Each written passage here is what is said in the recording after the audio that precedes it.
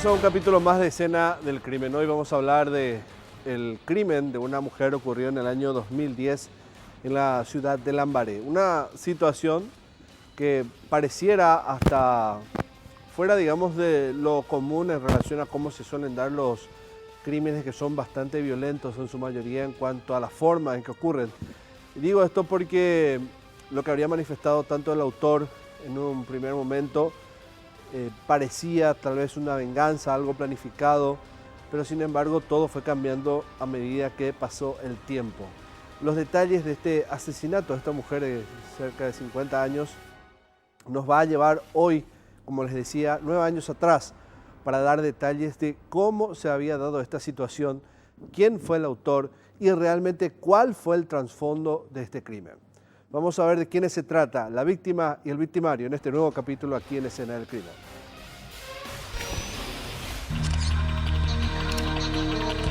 Perfiles. Víctima. Nombre: Irma Lugo Sánchez de Duré. Edad: 52 años. Nacionalidad: paraguaya. Domicilio: Barrio San Miguel, Lambaré. Profesión: ama de casa. La mujer se resistió tenazmente al ataque. En sus uñas fueron encontrados restos de piel y pelos del autor. Autor: nombre: Cirilo Arce. Edad: 32 años. Nacionalidad: paraguaya.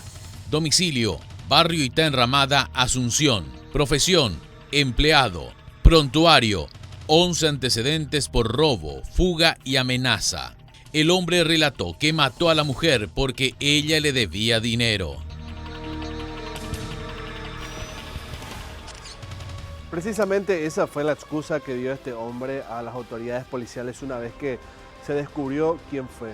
Y esto mediante el testimonio clave de un hombre que justo, quizás de casualidad, estaba en ese mismo lugar.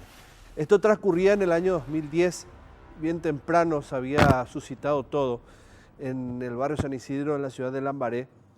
La mujer, como todos los días, tenía sus actividades marcadas de manera natural, de manera normal, sin muchos sobresaltos. Para la edad que ella tenía, digo, prácticamente la vida ordenada, casi hecha, y era una cuestión de rutina hacer lo que hacía a diario. Pero ese día sería la excepción, porque alguien que en su momento la siguió, la estudió, se percató que ella estaba quizás sola en ciertos momentos de la jornada en su casa. Sería fácil aprovechar esa oportunidad para escabullirse, hacerse de cosas de valor y aprovechar la situación para abusar de ella sexualmente.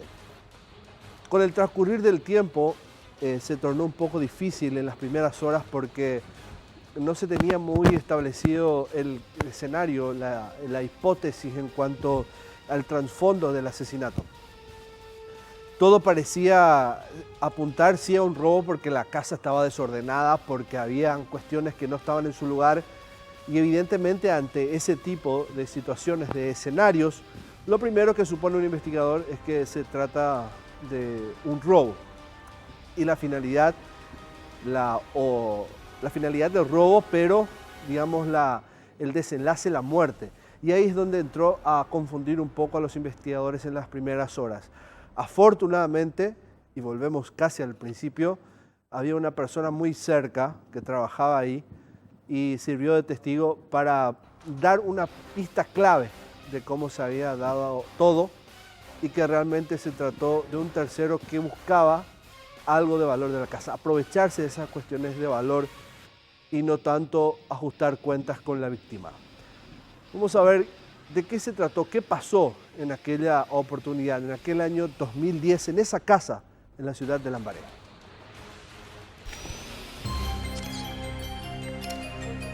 ¿Qué pasó?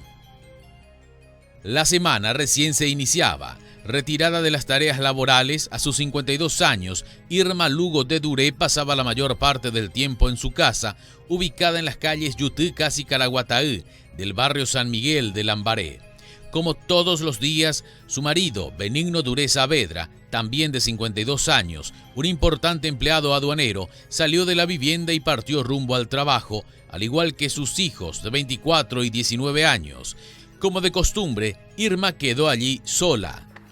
Alrededor de las 7 horas de una calurosa mañana del lunes 11 de enero del año 2010, el mundo de la mujer se tornó gris. Aquella oscura mañana sería la última en la que ella vería un amanecer. En el barrio se vivía un ambiente completamente normal, hasta que al filo de las 10 de la mañana, unos llamativos movimientos en la vivienda de la mujer quebraron por completo la calma. Una extraña sensación invadió a Cristóbal Ferreira Rivas, de 29 años, guardia de seguridad de una fábrica ubicada frente al domicilio de Irma. El hombre se percató de que un desconocido se escurría entre las malezas de un yuyal lindante con la casa. Las manos sostenían 2 bolsas cargadas. Bueno, nosotros llegamos al lugar horas después del hecho. Comenzamos a realizar el trabajo de campo. Es así que conversamos con un guardia de seguridad, que fue la persona que dio aviso a la policía. De una hora antes había visualizado salir por la muralla que linda con un patio baldío a un sujeto masculino cargando electrodomésticos. Cristóbal se escondió rápidamente para evitar ser visto por el extraño visitante, mientras ese desconocido sigilosamente se cercioraba de que nadie lo estuviera observando para huir del sitio con lo que llevaba a cuestas. Este no se percató de que los ojos del guardia ya lo habían descubierto. Él no escuchó absolutamente nada, solamente vio salir a esa persona por el predio baldío, ¿verdad?, de la casa. Y, como te dije, portando los objetos, ¿verdad? La imagen de aquel hombre quedó grabada en la mente de Cristóbal. Él sabía que en esa residencia algo ocurrió. Lo que nunca se imaginó fue la crueldad de aquel episodio, lo que marcaría su vida.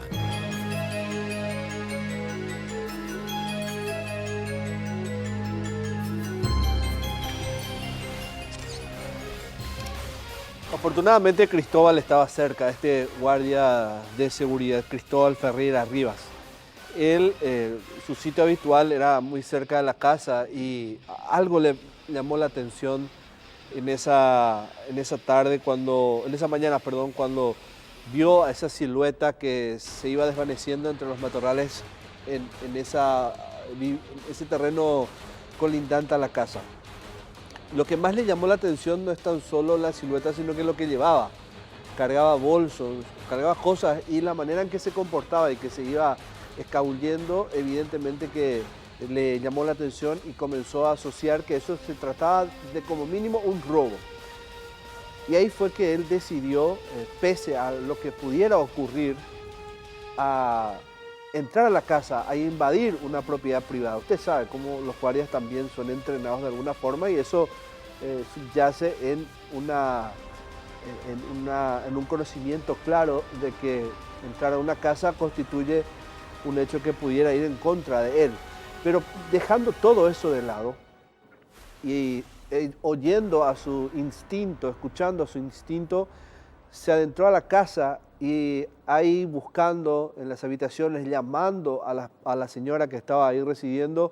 Como nadie contestaba, comenzaba él a imaginarse una situación peor, hasta que finalmente encuentra el cuerpo de esta señora, y de la peor forma. Muerta en ese lugar estaba el cadáver de esta mujer. Inmediatamente, tras ese fugaz estado de shock, de golpe emocional que sufrió, Cristóbal llamó a los investigadores, a la policía.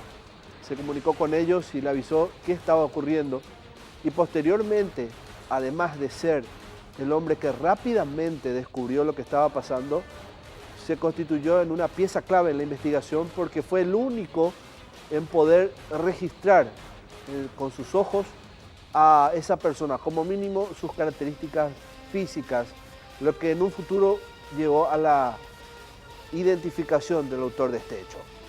Vamos a ver cómo se dio el hallazgo del cadáver y la pieza clave, Cristóbal, el guardia de seguridad.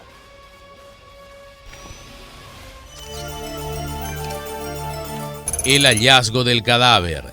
Cristóbal Ferreira Rivas presintió que algo no andaba bien. Él conocía a la amable Irma, que desde tiempos inmemoriales habitaba con su familia esa vivienda en el barrio San Miguel de Lambaré. Él, con el temor a flor de piel, se animó y decidió aventurarse a ver qué sucedió en la casa, pues esa situación para nada era normal. En vista de que este señor cargaba un montón de cosas, estaba sacando a la casa. Entonces, el custodio se asomó a la vivienda y tocó el timbre, esperando una respuesta que estaba casi seguro no la encontraría. Cuando nadie contestó, más grande fue su desesperación y, sin dudarlo, trepó la muralla para ingresar al recinto. Una vez adentro, verificó las habitaciones de la casa una a una, encontrando mucho desorden, propio de una inesperada visita. El recorrido se hizo largo hasta que se topó con lo peor. La dueña de casa estaba muerta. El cuerpo tendido sobre la cama, boca abajo, en ropas íntimas y una sábana atada al cuello. Es así que él inmediatamente se fue, tocó el timbre de la casa. En vista de que no le respondía, entonces saltó sobre la muralla y fue a verificar y le encontró a la señora en el estado que estaba, ¿verdad? La escena era espantosa, tanto que el hombre no pudo evitar echarse a llorar, mientras en total estado de shock llamaba a la policía. La pieza de Irma también estaba en completo desorden y había sangre a doquier, indicio de una tenaz lucha. La mujer fue violada brutalmente y luego asesinada. Raudamente llegaron al sitio agentes de la Comisaría 13 Metropolitana, de la División de Homicidios de Investigación de Delitos y la fiscala Gladys González para iniciar las pesquisas de un nuevo crimen que consternaba al país.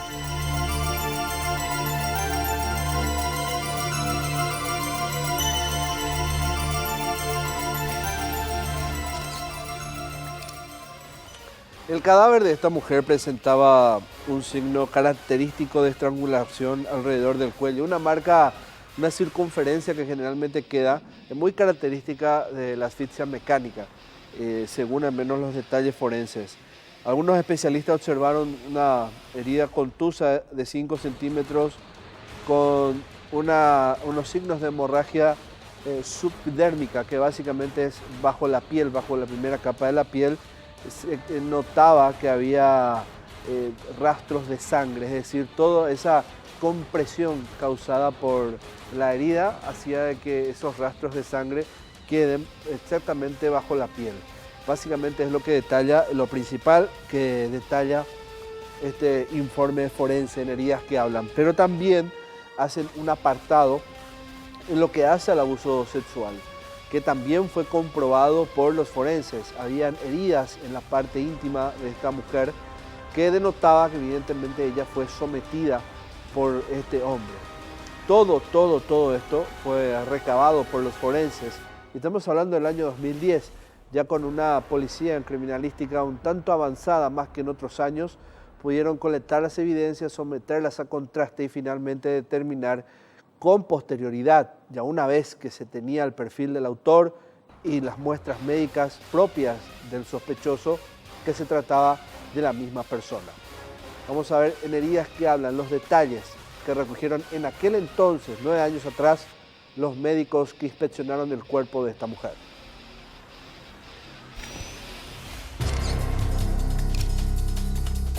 Heridas que hablan. Un informe detallado sobre la autopsia practicada al cuerpo de Irma reveló la sombría manera en que sus días acabaron. El cadáver presentaba un signo característico de la estrangulación alrededor del cuello, en toda su circunferencia. Los especialistas observaron una herida contusa de 5 centímetros con signos de hemorragia subepidérmica, es decir, por debajo de la piel. Además, tenía múltiples heridas contusas en ambos labios, una herida contuso cortante en la lengua y moretones en ambas regiones molares de aproximadamente 5 centímetros de diámetro. Otras lesiones fueron excoriaciones en la región vaginal, producto del abuso sexual del que fue víctima. Agentes de criminalística levantaron pruebas del cadáver con hisopado, con la finalidad de comparar con muestras que obtuvieron de los sospechosos. El hombre que abusó de la mujer sometió a su víctima estando ella boca abajo. Ahí la estranguló. Más tarde, los forenses encontraron una pista clave: restos de fluido seminal en el conducto anal. Al llevarlo a análisis determinaron que Cirilo Arce fue el autor del hecho. El médico forense diagnosticó como causa de muerte asfixia mecánica por obstrucción cervical y extrínseca. En el momento del hallazgo, el cuerpo tenía pérdida de sangre al nivel de la nariz, Esta es una característica del mecanismo de muerte. El material que ocasionó la muerte de Irma fue una sábana que en el momento del hallazgo aún estaba sujeta al cuerpo con 2 nudos. En las uñas de la mujer fueron encontrados restos de piel y pelos que también fueron sometidos a un análisis, coincidían con el ADN del victimario.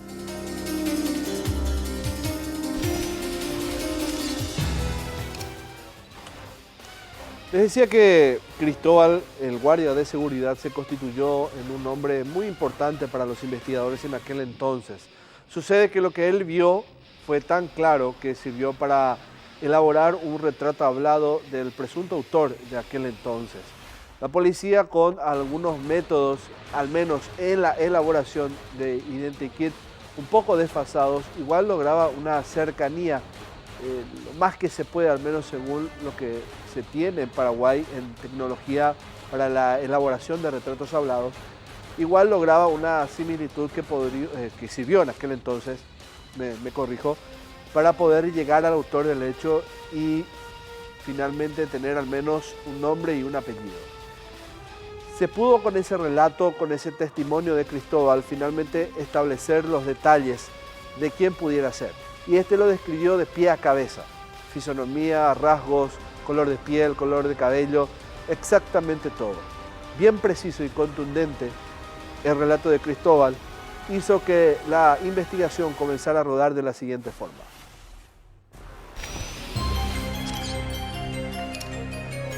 El identikit del autor. La imagen del criminal quedó grabada en la mente del guardia, Cristóbal. Él se convirtió en un testigo clave para los investigadores. Sin embargo, varios vecinos de Irma Lugo afirmaron que ese día vieron a algunas personas rondando la vivienda, pero lejos de colaborar con la investigación, los pobladores prefirieron guardar silencio. El temor era el motivo. A partir de allí, la policía especuló sobre la actuación de varias personas y la investigación comenzó a apuntar a 3 exconvictos conocidos en el barrio. Aún quedaba la memoria fotográfica de Cristóbal. Ella fue esencial para la policía, pues en base a sus recuerdos pudieron dibujar un retrato del asesino. El boceto fue elemental para encontrarlo. Sí, era muy idéntico al que íbamos a confeccionar. A esta persona, a este guardia de seguridad, ya le había visto en varias ocasiones cruzar por la calle. Idealmente este guardia hace un trabajo diurno que está en la calle, ¿verdad?, en la vereda de un negocio, de una fábrica, y le solía ver a esta persona. Ya siempre decía que actuaba en actitud sospechosa, pero esta vez cuando le vio salir de la casa a través de la muralla, entonces relacionó, ¿verdad?, que había hecho algo. Entonces se fue para dar aviso y ya se encontró con la escena que todos sabemos. También fueron fundamentales las pruebas levantadas del lugar del hecho, tales como cabello y sangre que no parecían pertenecer a la víctima. Las bolsas que vio Cristóbal en las manos de aquel hombre confirmaron que se trataba de varias pertenencias de la víctima, entre ellas un equipo de sonido, joyas y hasta un revólver calibre 38 que pertenecía al marido de la mujer asesinada.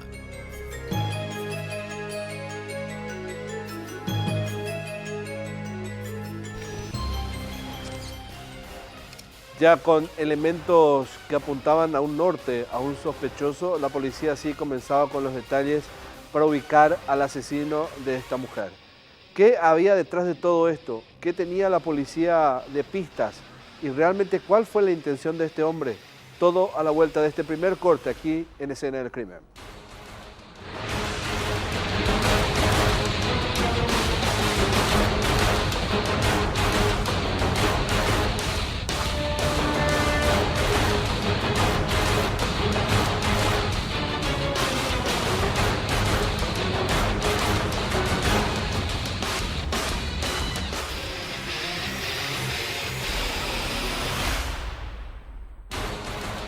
Irma Lugo Sánchez, una mujer de 52 años, estaba tranquilamente en su casa en el barrio San Miguel, en la ciudad de Lambaré. Era el año 2010 cuando alguien importunó esa tranquilidad, quebrantó la casa y se metió a robar.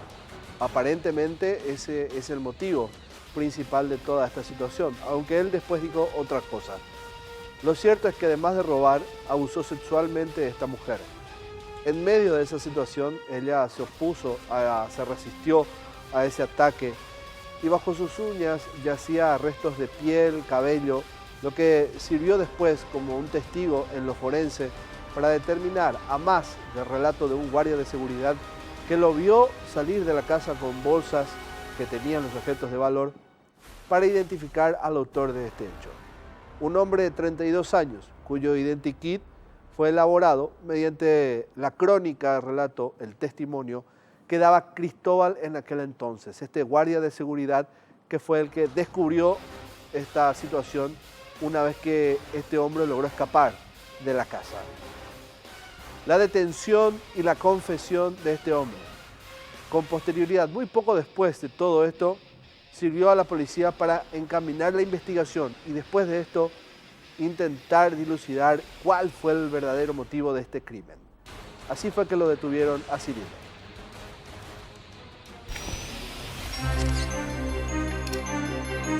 Detención y confesión del asesino.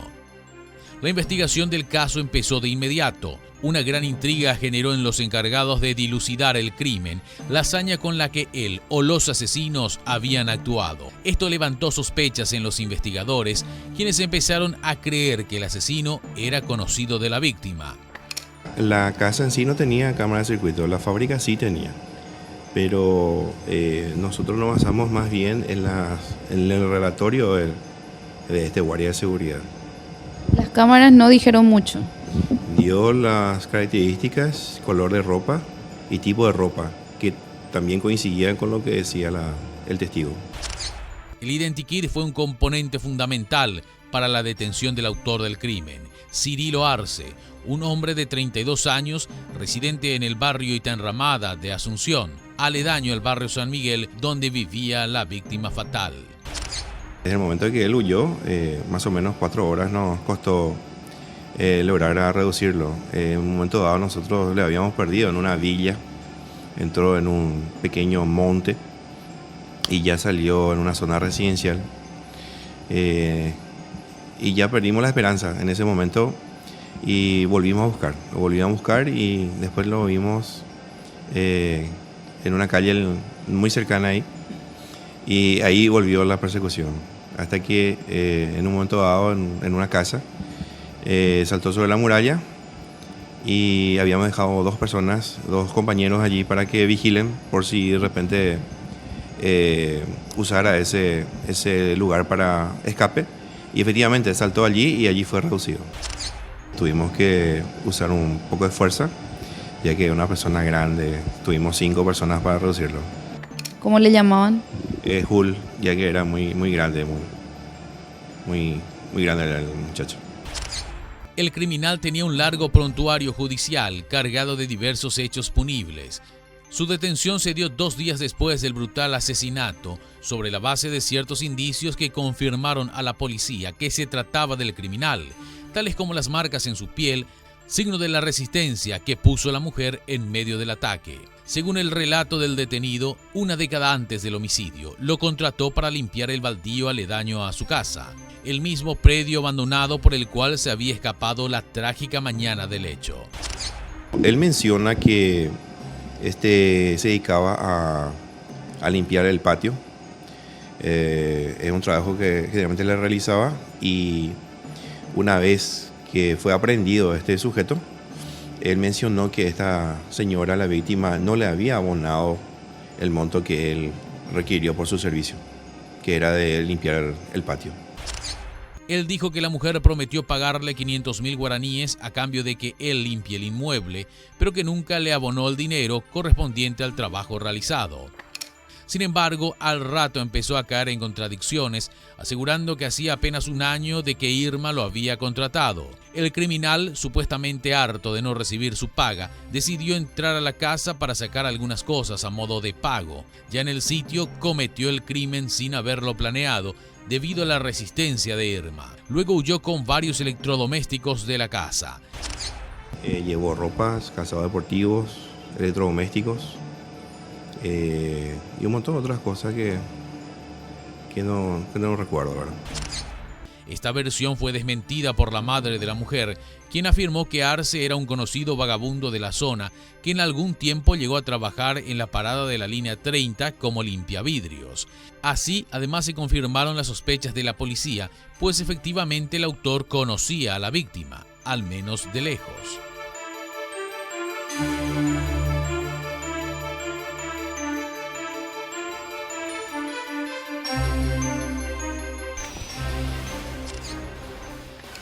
La policía tardó 4 horas en lograr detener a este hombre, algo suficientemente rápido.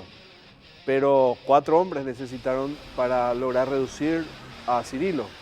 Por eso es que lo llamaban Hulk, por la fuerza que tenía en ese momento de la detención, lo que físicamente también demandaba, iba cayendo en ese apodo, recordando ese mítico personaje de Marvel. Ahora, la investigación también arrojó a su paso, dentro de toda esta situación, ciertas luces sobre quién era Cirilo realmente. Ustedes escuchaban, un hombre dedicado a faenas de jornales, a limpiar casas, a lo que se conoce como changa. Y en esa oportunidad es que fue estudiando de a poco la vivienda de esta mujer y entender un poco cuál era la dinámica de su comportamiento. En qué momentos ella estaba sola, en qué momentos podía meterse a la casa y cuándo no. De cierta manera requirió un estudio, un análisis de cómo lograr meterse a ella. Pero lo que él no contaba es que en esa situación, en esa planificación, habían otras personas que pudieran atestiguar en su momento y a identificarlos. Y ahí salta otra vez el personaje de Cristóbal, el guardia de seguridad. Así la policía logró detener a este hombre y continuar con la investigación.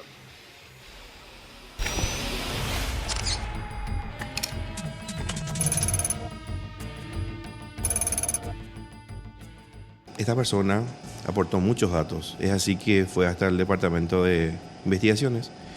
En la sección homicidios nosotros realizamos el INTI-KIT a través de lo que él pudo ver, ¿verdad? El rostro de la persona. Y esa tarde se dio a publicación en los medios de prensa.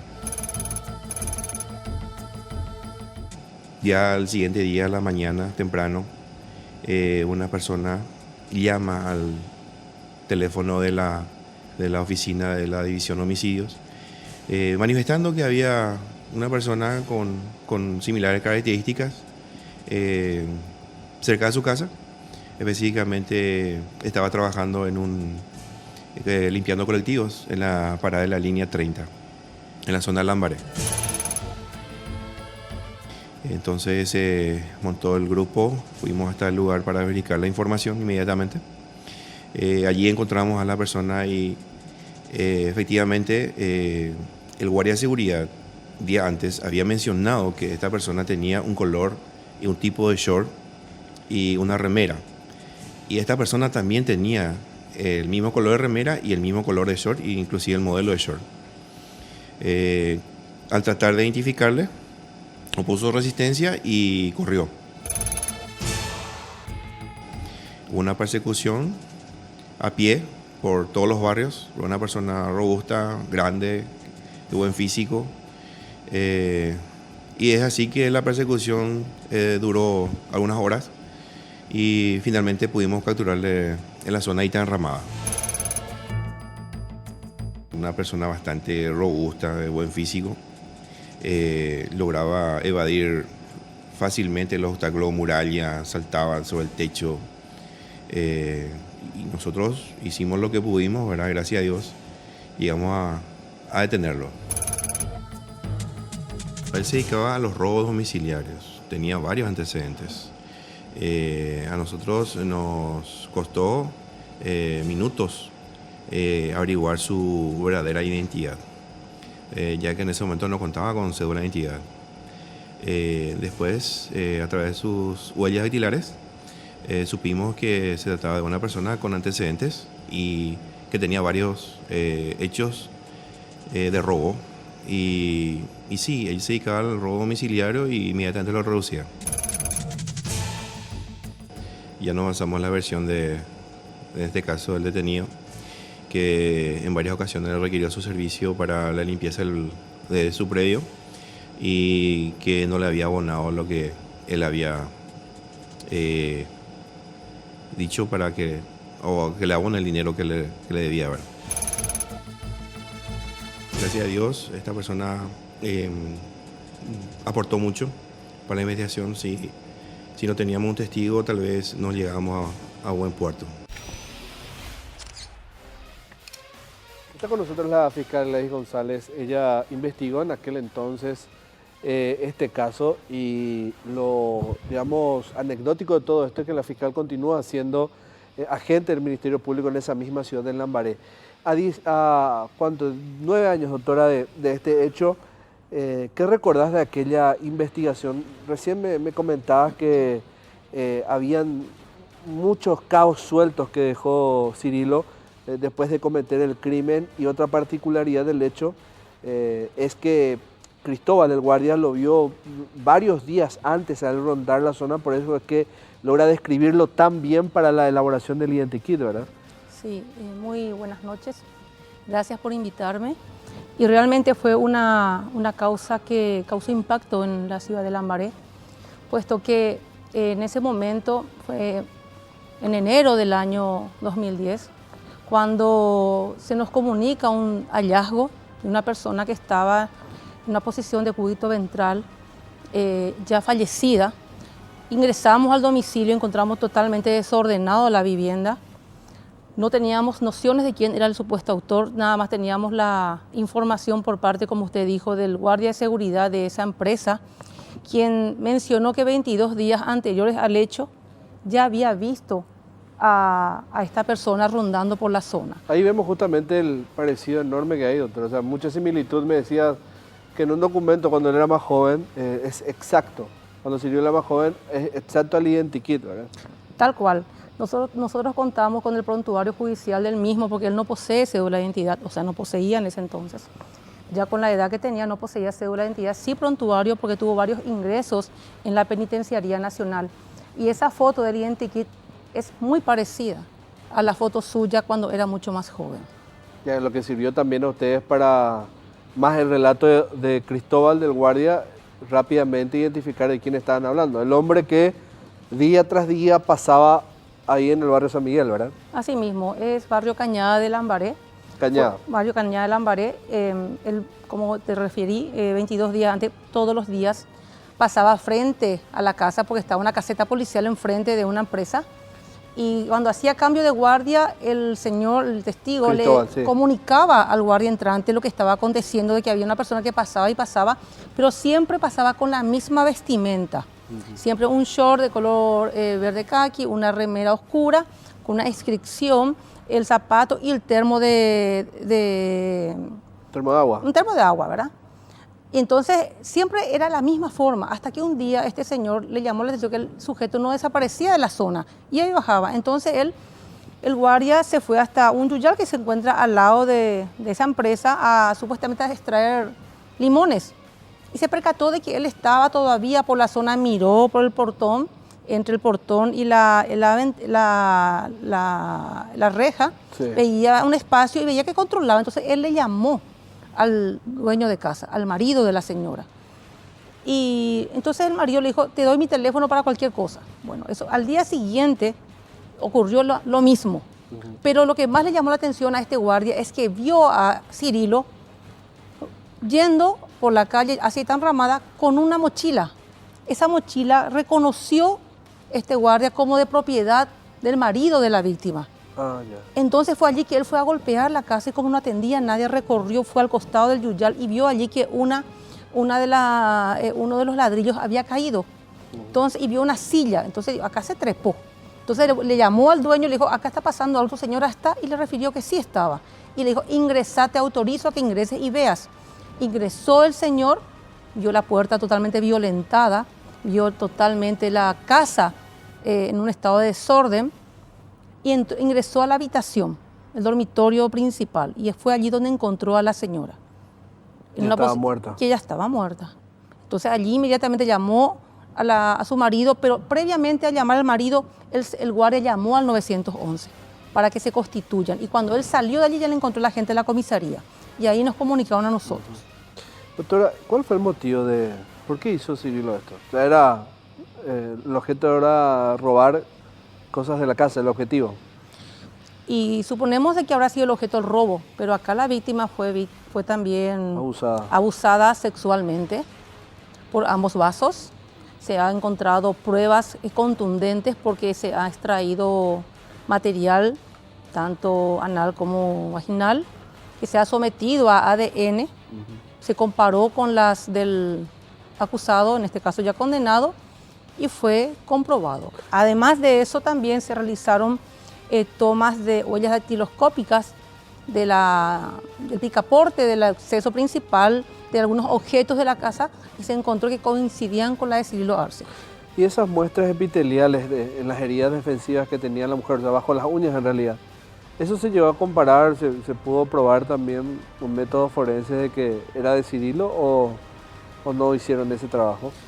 Lastimosamente, en esa época hubo un incendio en la Policía Nacional y muchas de las evidencias que fueron remitidas se perdieron. ¿Y de este caso y también? De este caso es una de ellas, que yo tengo el informe que nos remitió la gente de homicidios, que el laboratorio, cuando eso no contábamos todavía nosotros con clínica forense y el laboratorio forense. No, recuerdo ese incendio, fue en Sorazara. Sí, tal cual, en ese incendio era que se perdió mucha evidencia, pero eso no fue óbvio para que nosotros podamos demostrar su participación, más aún también que él fue condenado tanto por el homicidio, por la coacción sexual y también por el robo. Doctora, ¿a él se le hizo algún examen forense, psicológico, psiquiátrico? ¿Determinó algo de eso antes de ir a juicio? Sí, se hizo una evaluación psicológica y también psiquiátrica. Ambos informes concluyeron de que él se encuentra con sus facultades mentales bien claras, conoce la antijuridicidad, no posee ningún tipo de trastorno. Es por eso que el tribunal había considerado de que era una persona reprochable. Claro, pero me refiero más a la conducta sociópata, por así decirlo, porque imagínese usted entrar a robar, matar, violar. O sea, es evidentemente que alguien dentro de una conducta normal, digamos, no haría eso. O sea, no lo haría yo, no lo haría usted. Más bien me refería a ese punto. ¿Eso no logró determinar de alguna manera ese perfil de Cirilo? Y lastimosamente eso se encuentra a cargo del psiquiatra, no informó al respecto. Tampoco podemos dejar de mencionar que él no declaró y tampoco la señora y él estaban a solas. Solamente ellos podrían habernos informado qué pudo haber acontecido para que él reaccionara de esa forma, porque ingresó violentamente, robó, violó y mató. Ahora, la condena, doctora, 30 años. 30 una pena años. muy alta que evidentemente mostró que el tribunal en aquel entonces entendió que estaba ante un hecho sumamente grave y quiso al parecer dejar ese ejemplo en la cantidad de años, ¿verdad? Usted quedó satisfecha, me imagino, con eso. Yo me quedé muy satisfecha, fue la pena justamente solicitada por el Ministerio Público. No se había solicitado en ese momento medidas de seguridad, pero sí habíamos solicitado esa pena privativa de libertad, la máxima. ¿De él qué se sabe hoy en día, doctora? Y está a cargo del juzgado de ejecución. Ya la Fiscalía perdió competencia en el momento de haber culminado el juicio oral, también haberse prescrito la causa para formular apelaciones. Una vez que la causa estuvo firme, ya pasó a cargo del juzgado y de la Fiscalía de ejecución. ¿Y de los familiares qué se sabe, en cuanto a la reacción con la cantidad de años que condenó el tribunal? ¿Familiares de quién? De la mujer en la que falleció. Ellos quedaron muy satisfechos con la condena, porque ellos siguieron muy de cerca todo el caso. Estuvieron muy mal ellos. Creo que siguen viviendo en ese lugar, en esa casa. Varias veces nos visitó en la Fiscalía el señor El Viudo. Creo que tuvo una que otra causa como víctima después, pero eran casos, ¿verdad?, contra el patrimonio. Pero siguió su vida el señor, ¿verdad?, normal, pero siempre con todo este dolor que padeció la familia. Bueno, excelente trabajo, doctora. Muchas gracias por acompañarnos hoy en este programa que va a continuar, porque hay aún algunos puntos dentro de la narración propia de este capítulo que tenemos aún que que comentar. Por ejemplo, eso que mencionaba la fiscal Gladys González, la vigilancia, más de 20 días de pasar y pasar frente a la casa, evidentemente era para ir colectando la dinámica del comportamiento de esta mujer, quiénes entraban y salían de la casa, a qué hora se movían, todo para planificar el momento exacto que él iba a ingresar a robar, matar y violar.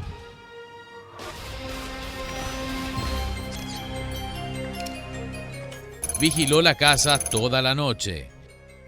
Un dato bastante revelador presentó Cirilo durante su confesión ante los investigadores tras su detención. El hombre reveló que pasó la noche en vela, escondido en el patio baldío que está al lado de la casa de la mujer, esperando el momento indicado para ingresar a la vivienda, el mismo terreno que él afirma que limpió de forma gratuita, ya que supuestamente nunca le pagaron, y el mismo por el cual escapó tras cometer el crimen. Esta persona definitivamente conocía los movimientos de las personas que estaban dentro de la casa, ¿verdad? Ya que el señor con su hijo salía pasando a las 6 de la mañana para su trabajo y se quedaba sola la señora. Manejaba perfectamente el movimiento de los habitantes de esa vivienda. Entrada la mañana, Cirilo esperó que el esposo y los hijos salgan de la residencia para ir a trabajar y trepó la muralla que divide el baldío y la casa. Arce pateó la puerta principal de la casa, momentos en que Irma intentó alcanzar un teléfono para pedir auxilio. Sin embargo, el hombre de forma violenta la lanzó al suelo con un golpazo. Luego la arrastró hasta su cuarto, donde la sometió sexualmente. Creemos que se fue sorprendido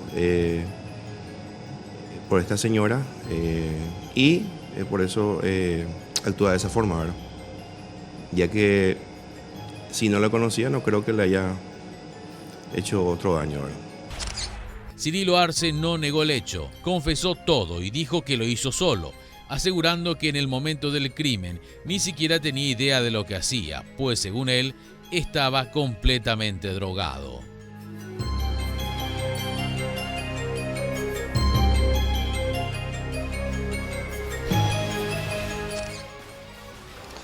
La policía tenía muy bien definido el aspecto en cuanto a qué hilo que les conduciría finalmente a la detención, como ustedes ya vieron, a la identificación plena, elaboración de identikit.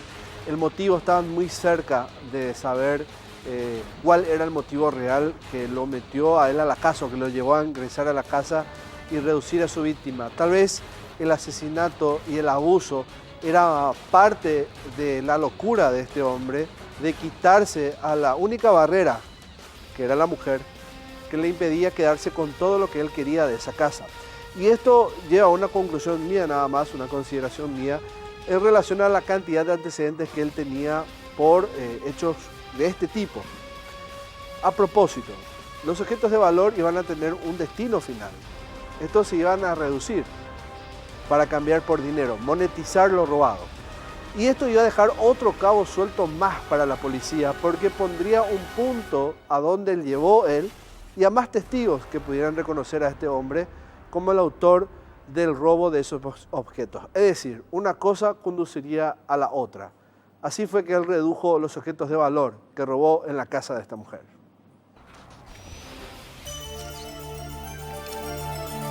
Redujo enseguida lo robado.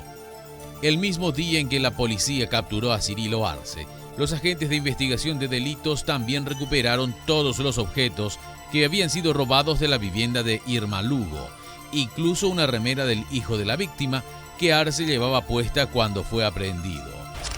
Él menciona inmediatamente después sobre los objetos que había robado de la casa.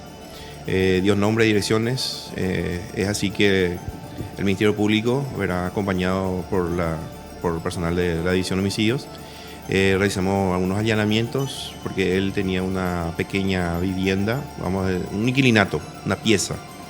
Es ahí que incautamos algunos objetos y a otros objetos ya le habían vendido a otras personas y llegamos a recuperar la totalidad de todo lo robado. También fueron detenidos Freddy Paredes López y Julio César Escobar Ramírez, quienes tenían en su poder los objetos que fueron hurtados de la casa de Irma. Bueno, el mercado en sí de él era los choferes, porque trabajaba limpiando colectivos, le conocían el Lambaré y la mayoría de los choferes de la línea 30 lo conocían, entonces fue fácil reducir los objetos a esas personas. Según los datos de los investigadores, los dos hombres compraron a Cirilo Arce lo robado a pocas cuadras del lugar del homicidio el mismo día en que ocurrió el espantoso hecho, situación que llamó poderosamente la atención de los efectivos del orden, por lo que no descartaban que los mismos supieran el origen de lo que compraban. Según los uniformados, era casi imposible que no hayan estado enterados del homicidio, siendo que todos los vecinos rápidamente se agolparon frente al domicilio de la víctima. Uno de los compradores era chofer de la línea 30, donde trabajó Arce. Un breve corte, uno más, y luego venimos con la conclusión de este caso. El asesinato de esta mujer en la ciudad de Lambaré ocurrió en el año 2010 y toda la trama que ella envolvió.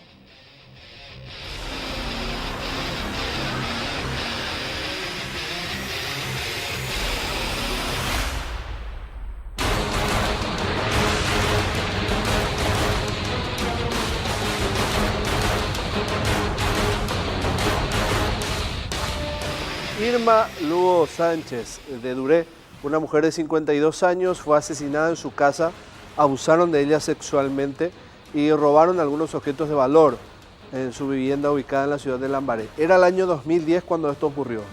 Un joven de 32 años, Cirilo era su nombre, fue el autor del hecho. Él durante más de 20 días, en realidad 22 días según la precisión que daba la agente fiscal, estuvo vigilando la casa día tras día, anotando todo lo que ocurría en ella, para finalmente aprovechar el momento justo, meterse y robar todo lo que había ahí, o al menos todo lo que pudiera. Pero él no contó con que uno de los guardias de seguridad en la cuadra iba a divisar lo que pasaba. Cristóbal es el nombre del testigo principal que ayudó a la policía a elaborar un retrato hablado, a describir a este hombre y a dar detalles de todo esto que finalmente fue construyéndose en un hecho planificado. Cirilo tenía varios antecedentes, todos convergían en lo mismo, robo. Pero este fue el peor de todos los casos que cometió. Y lo llevó a la cárcel con una condena de 30 años de pena privativa de libertad, algo que dejó satisfecho a la agente fiscal satisfecha y también a la familia de la mujer fallecida. Esta fue la decisión del tribunal de aquel entonces de condenar a este hombre de 32 años a casi la máxima pena en aquel entonces.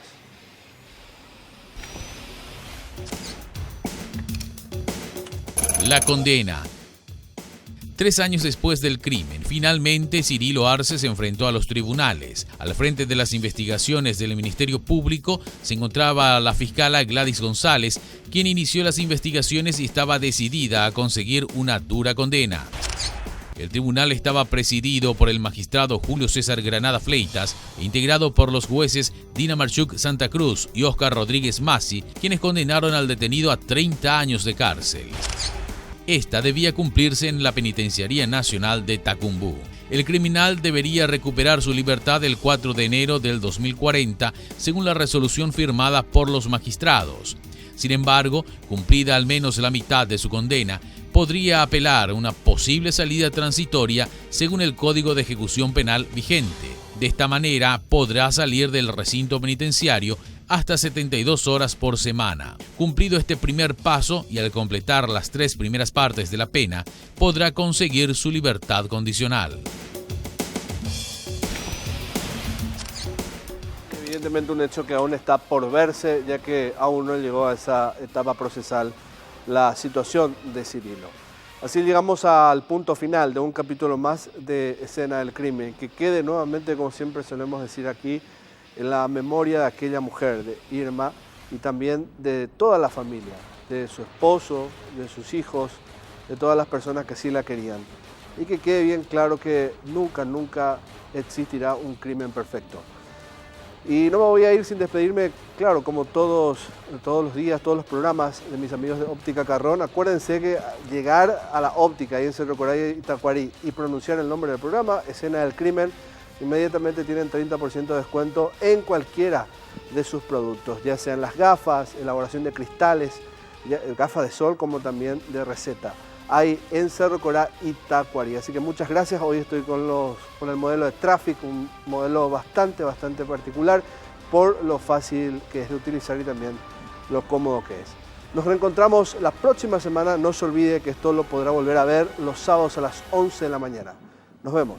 Adiós.